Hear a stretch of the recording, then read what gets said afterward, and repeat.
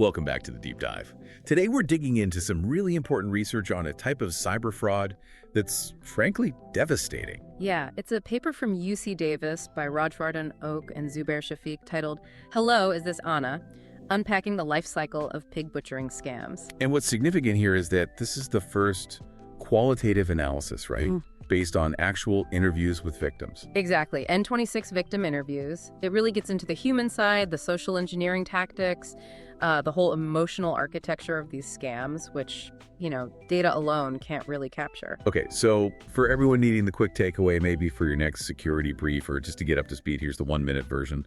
Pig butchering, or shazupan, it's this really systematic scam. It blends romance, investment fraud, and some intense social engineering, often over a long period. And the research defines this clear 7-stage life cycle. What's really striking is the bond phase, the emotional grooming part. It can last for months. The paper found cases up to 11 months before they even mention money. 11 months. Oh. Wow. And then the muddy part involves fake crypto platforms. Yes, sophisticated ones. Every single victim in the study used one. These things mimic legitimate services almost perfectly. And the losses, they're huge. Up to $185,000 per victim. We're talking life savings gone, serious debt, incredible emotional trauma. And it doesn't always stop there, does it? The paper mentions these secondary scams. Right, the Encore scams. Over half the victims, 57.7%, were targeted again after the initial loss. Plus, there's this whole issue with the name itself, pig butchering. Almost 70% of the victims found it offensive, dehumanizing. It actually makes them less likely to report it. Which is a huge problem. But the paper does offer some hope, right? Actionable intervention points, especially for tech platforms. Definitely. Things social media and financial institutions can potentially do, leveraging tech like AI and better monitoring. We'll get into those details. Okay, good. So let's set the stage a bit more. The term pig butchering, it's a metaphor. Yeah, it's grim but descriptive. The scammers metaphorically fatten up the victim, building trust and an emotional connection before the slaughter, which is the financial exploitation part. And the scale is just mind-boggling. You hear figures like nearly $75 billion lost globally since 2020. The SEC is even filing lawsuits now. It's massive. And it's really different from, say, older scams. Think about those classic romance scams asking for money for a sudden emergency. This is way more organized. How so? More organized how? Well, it involves building these fake investment platforms, for one.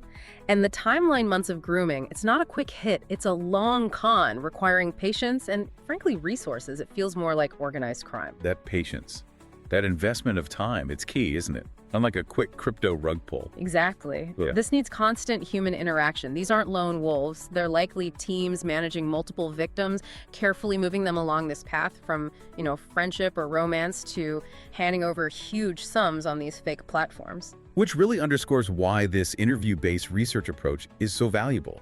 You can't get this level of detail from just looking at transaction logs. Right. It helps answer the how and the why. What are the specific tactics? What's the psychological impact? And who are the victims? The study's demographics were kind of surprising. They were. Average age 48, ranging from 27 to 68.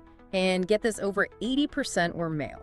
Most, 65.4%, had a bachelor's degree. So it shatters that stereotype that only the elderly or less tech-savvy fall for these things. Absolutely. This isn't about technical illiteracy. It's sophisticated social engineering preying on fundamental human needs for connection and trust. It bypasses typical defenses. Okay, let's dive into the anatomy of this attack then.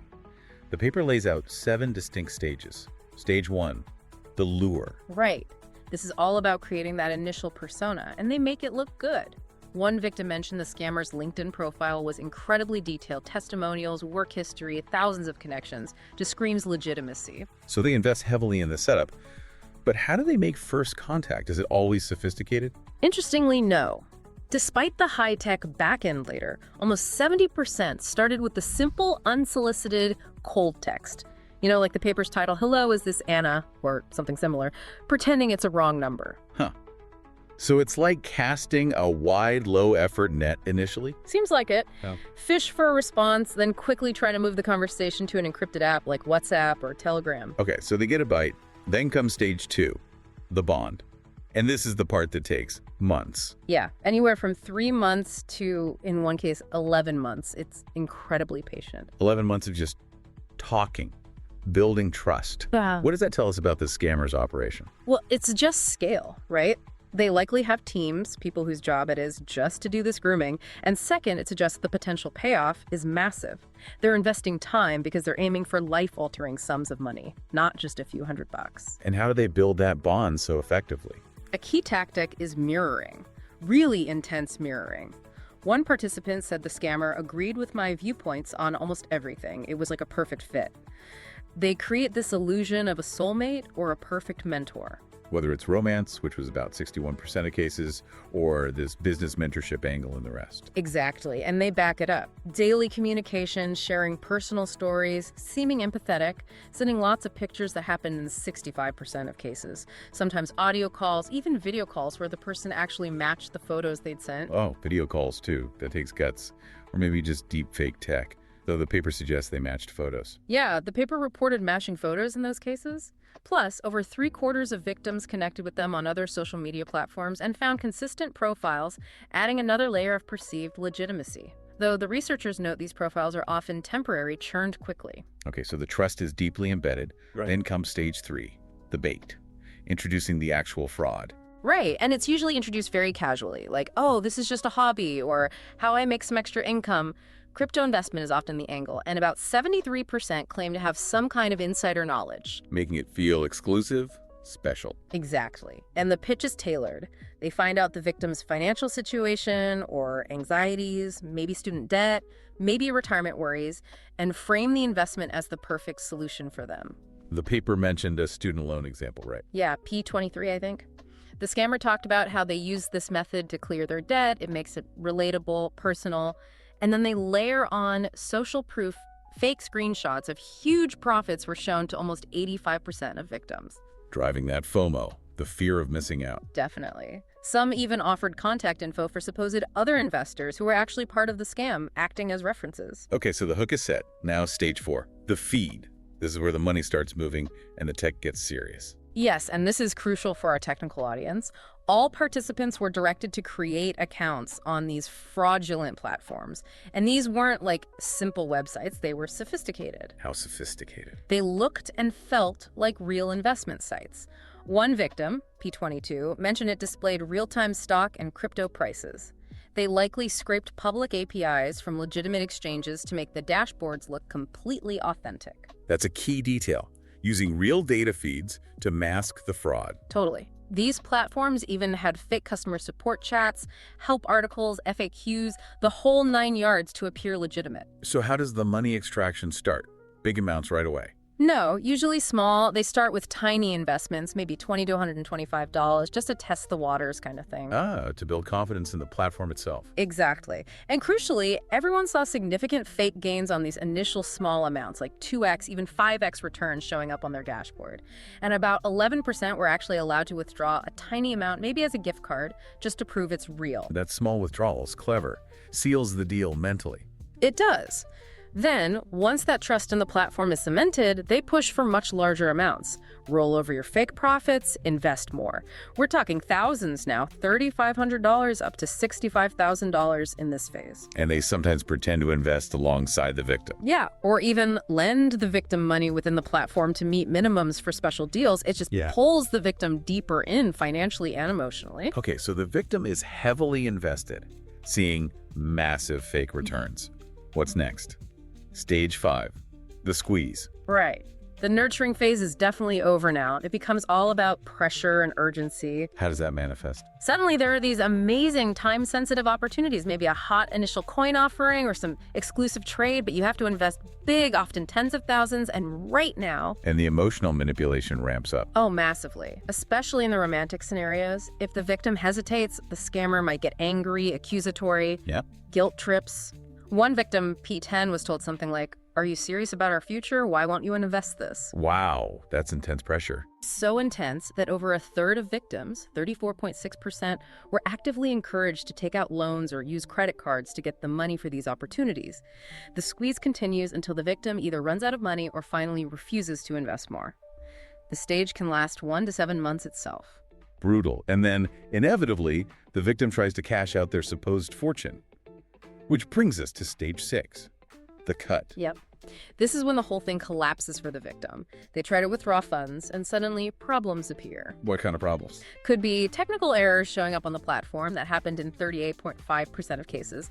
But the most common tactic, used over 61% of the time, was demanding huge fees or taxes before withdrawal. Taxes on fake profits. Exactly. Yeah. One victim, P19, was told they needed to pay a 30% tax on their $250,000 balance, which was entirely fabricated just to access it. Of course, even if they pay, the money never comes. 4 victims actually paid these bogus fees. Unbelievable. And after the stalling? Silence. Radio silence. In 96% of cases, the scammer just vanished. Blocked the victim on every platform, phone number disconnected, fake profiles deleted. The investment website often goes offline too. Yes. Gone. But horrifically, that's still not always the end of it. Stage 7, the Encore.